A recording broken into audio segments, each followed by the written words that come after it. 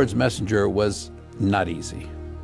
For instance, you couldn't wake up in the morning and say to yourself, well, let's see, Lord, if you're thinking about giving me a vision today, I think about 2 this afternoon would be a good time.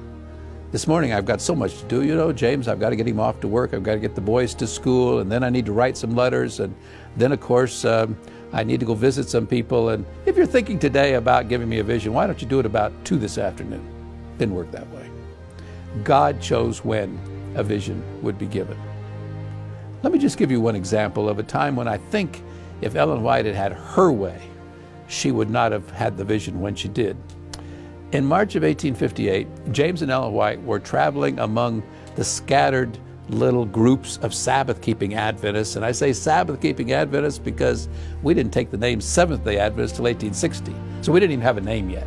But there were several groups of Adventists in the state of Ohio, and they had traveled to various places.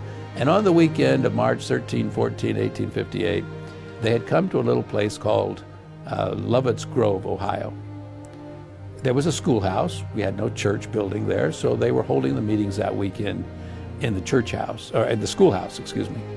And everything was going fine, except on Sabbath, a little baby son of one of the members died. And so, because James White was there, they asked him if he would stay over and have the funeral on Sunday, which he agreed to do.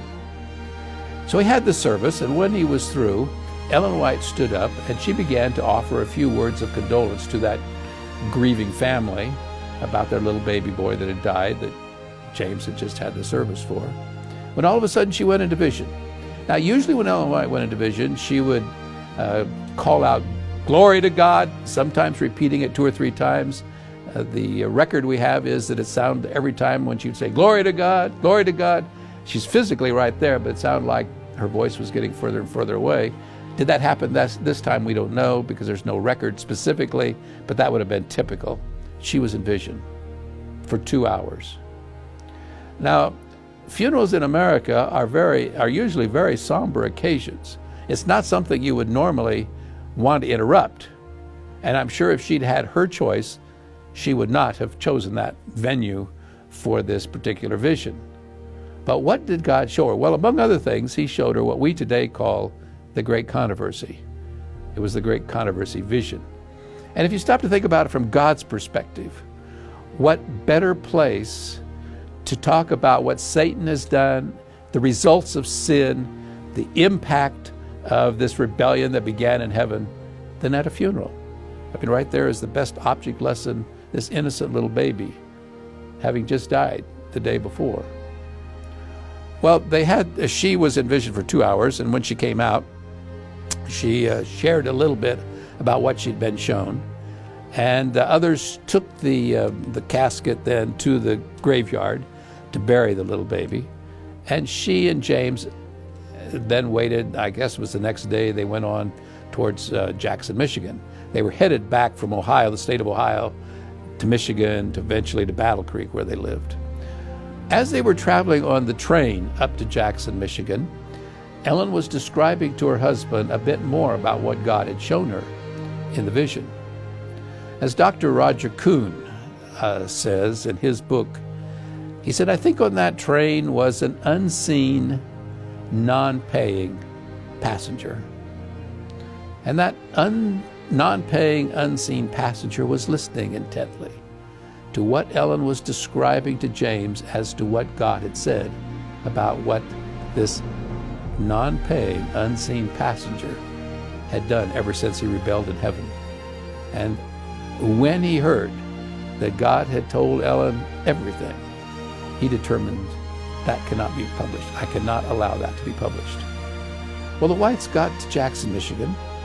They were met there by some early believers. In fact, the earliest Sabbath-keeping Adventists in the state of Michigan, the Palmers, Dan and Abigail Palmer.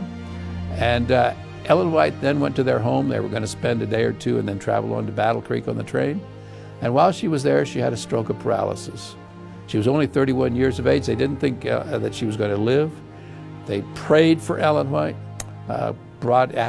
sent the word around, brought in several other Sabbath keepers to pray for Ellen White. She finally got enough strength so that she could get on the train. James could help her and they could make it back to Battle Creek. But she herself later wrote that she didn't think she'd ever see her boys again.